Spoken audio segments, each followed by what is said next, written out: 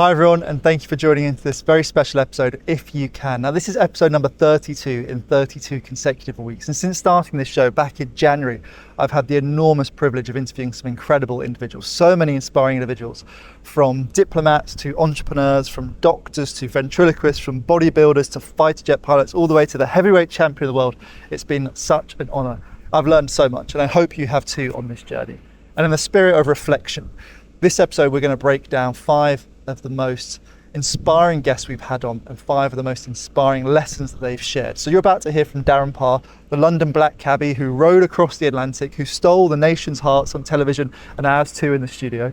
You're about to hear from Jarvis, the Bob ambassador who is currently running from Beijing to London every single day.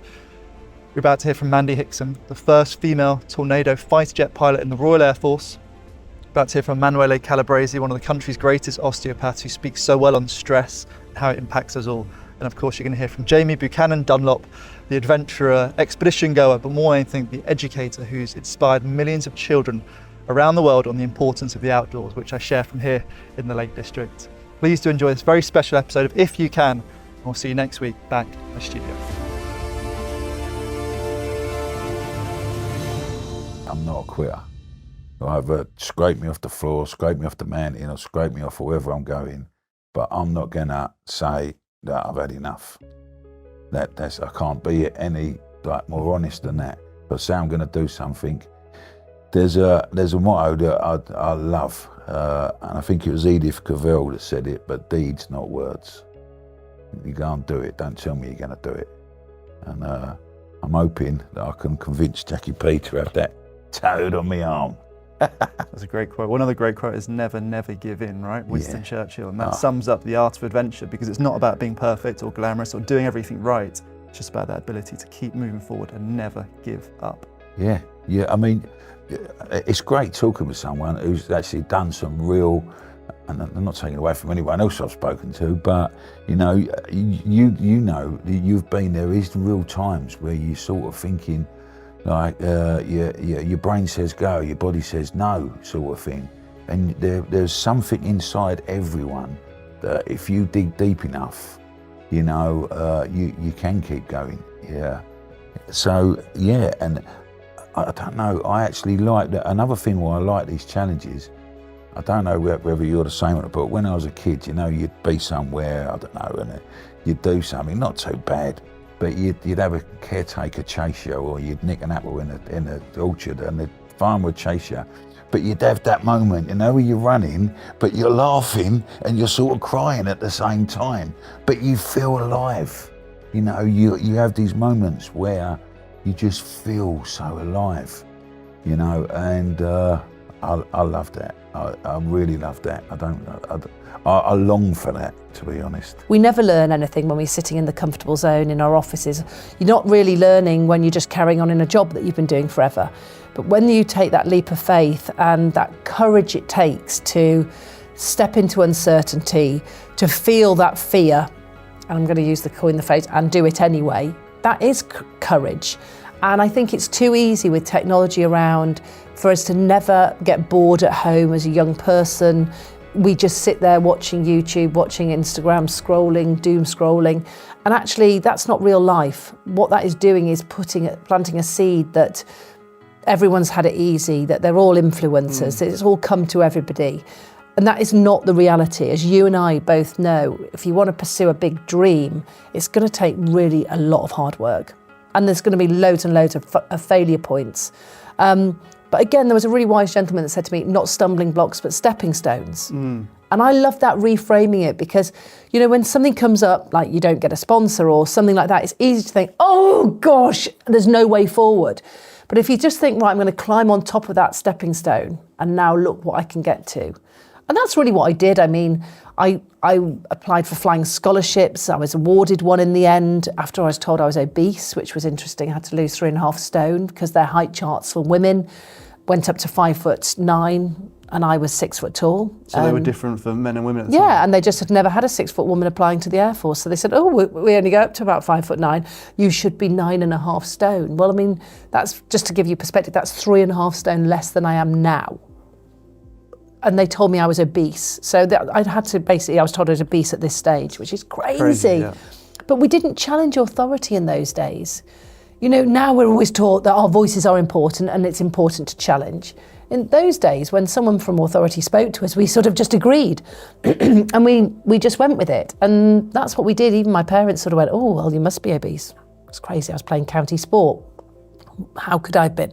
But I lost all the weight. That's how determined I was. You know, whilst doing my A-levels, I remember going onto a diet of literally chicken and broccoli, and that's all I ate for 4 months, and I lost the 3.5 stone. Whilst going to the gym before school, after school, I got the flying scholarship. I used my newspaper round money that I'd saved up to pay for the additional 10 hours, got my private pilot's licence, went off to university, and then I thought, well, how can I keep my licence current? I'll join the University Air Squadron. Great way to see whether the military is a fit for you whilst not committing. I joined it, and I loved it. Oh my goodness. And not only did I love the flying from that, but I also loved the camaraderie, I loved the teamwork, I loved the leadership, I loved the military. And at that point, that's when I was like, right, I really wanted to join. But still, women weren't allowed to be fast jet pilots. So I had to wait for my second year at uni, then they changed the rules. So one of the big things that sort of the road taught me, when things are going bad, I've seen it before, everything will pass, this shall pass. And that's really one of the biggest takeaways, because there are some tough days when you're on the oars and you might be rowing into the wind, and you'd want to, you know, ideally when you're rowing an ocean, you'd love to average sort of 3 knots. That's a good speed for a solo rower. It's probably a great speed actually. But there'll be some days, Louis, where you are on the oars and you are rowing with all your being, all your might, and you are doing about 1 knot. But the problem is, as soon as you stop, because eventually you have to stop for a break. So for 3 hours, you've averaged 1 knot, you've done 3 nautical miles. You stop, the wind will be that strong, you might go back half a mile. And everything, you just want to quit. That is when it's really tough. You just want to give up, because you just think, what's the point? You've got to remember, it's going to pass, all right? And sitting in the cabin, feeling sorry for yourself, do it for 5 minutes, but just do it for 5 minutes, then get back out there. Because if you don't get back out there, it's just going to compound and it's going to get worse. You've got to remember, yeah, it's tough. You're going to face tough moments on these expeditions and tough moments in real life, but it will pass. So just bite down on your gum shield and get on with it. I've always been a big fan and try to deliver this message on social media, especially that stress is very good. Stress is incredibly healthy. Stress is the physiological process through which we perform at our best. Without stress, you don't deliver. We are now, as we talk, we're a little bit stressed. And thankfully we are, so our cognitive function can work at best. What's not right is to stay stressed all the time. So to be flat stressed all the time, 24/7. This is where we know chronic inflammatory disease happen. If your body needs to be stressed all the time, 24/7, it will get into survival mode because it cannot sustain it.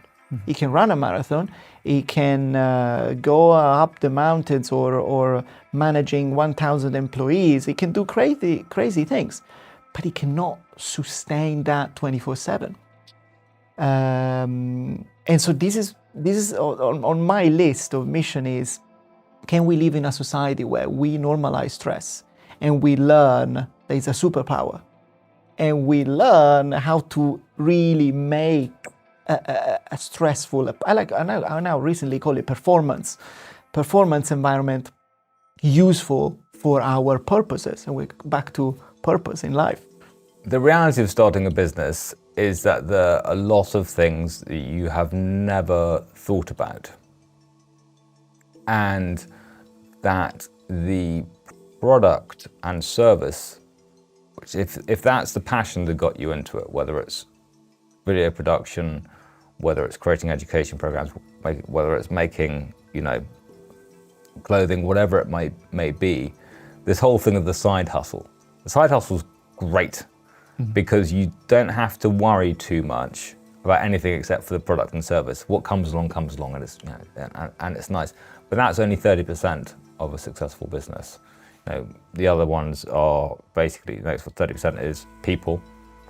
If you have to hire more people and managing that, and another 30% is the fact that sales and marketing are a massive part of it, and if that's something you don't like, then it's going to be tricky for you. And then the sort of last 10% is the sort of the inordinate amount of admin that seems to be involved in these endeavors. So it is brilliant and wonderful, and for whatever purpose you want to start a business, but be very clear-eyed that the passion that maybe brought you to that idea is maybe only a small part of what you're going to end up doing. Putting together this very special episode and reflective episode of If You Can has made me reflect on the journey to even get here, to start this show. And the truth is, every single conversation has been made possible thanks to our founding sponsor, Bob, a refillable body wash, which is good for the skin and good for the environment. It's practical, easy to use. You can throw it in your bag. It's come with me to the gym now here in the Lake District. And also, I took it on my last world record last year out in Australia when I ran 8 marathons in all 8 Australian capital cities in 6 days, 23 hours and 40 minutes. I was showering in the airports, in hotels, wherever I could. I was running it against the clock. And that world record was made possible thanks to the guys at Bob. So I want to say thank you to them for supporting this show. And please do find out more in the link in the bio or head to welcometobob.com.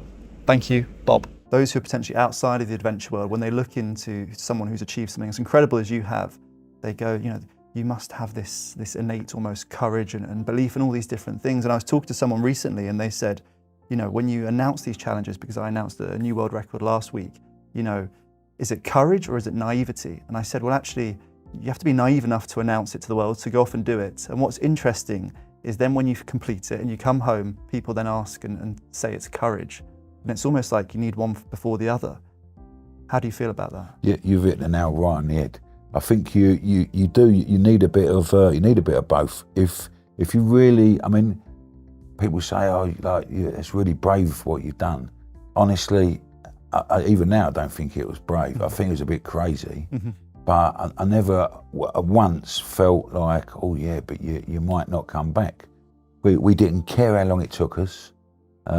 We just was going to sort of make it over there, and that was really for 2 main reasons. Well, 3. One's because we said we was going to, but 2 because we said we was going to raise some money for the charity, which is a charity close to my heart, which is the taxi charity for military veterans. I didn't want to let them down, and 3, I had a duty to go home for my family. So yeah, I weren't going to let them down. It's a personal responsibility. Yes, my wife Jackie is she's great.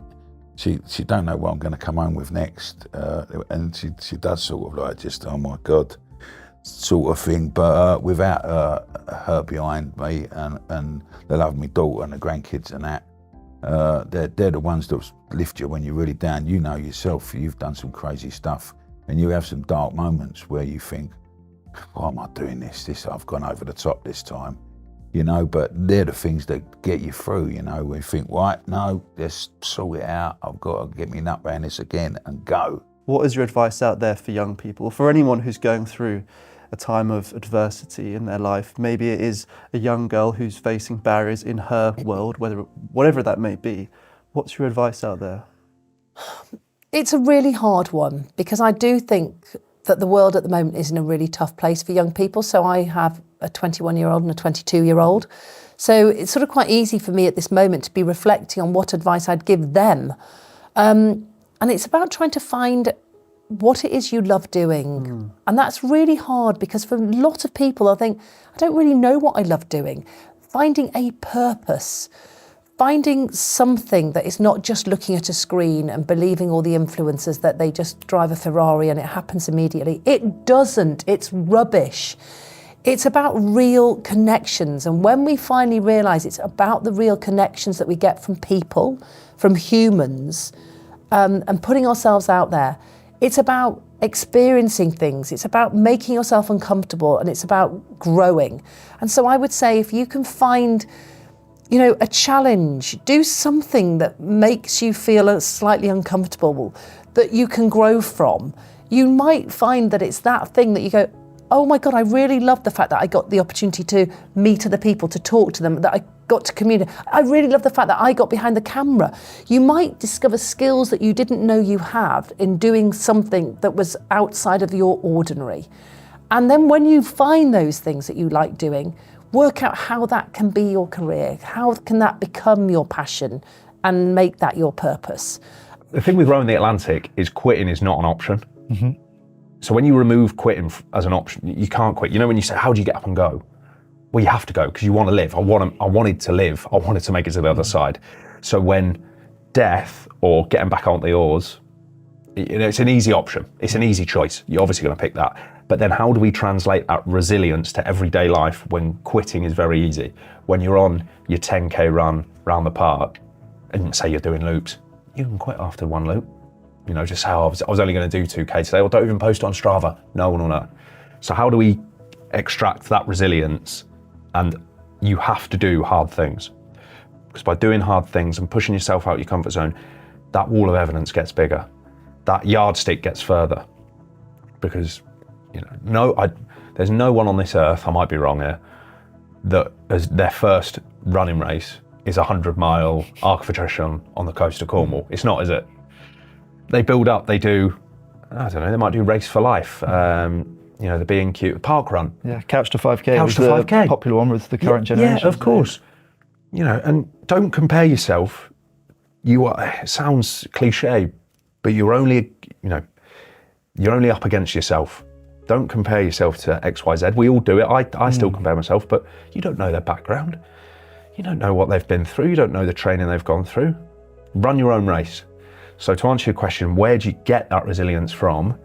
You have to start small, but you have to push yourself out your comfort zone. I'm not saying go run a marathon if you park runs really hard, but maybe just sign up, you find a 10K race. And that's how you do it. So you do it over time, do hard things, and you're constantly putting bricks in your wall. Fear is good. It's another thing, you know, we just said stress is good. People are gonna be like, whoa, fear is good too? Yeah, it's very good. Because fear is what builds the courage. Fear is what you become, is the emotion you build your opportunity from, your sense of purpose from. Without fear, everyone would be the straight line that we both know very well. It doesn't really exist. So fear is part of it. You have to embrace it. You have to accept it's part of the win, it's part of the losses, it's part of the journey. And the reason why I feel like is essential and very important to be a bit scared is because guess what fear builds? Stress. And we just said stress is good.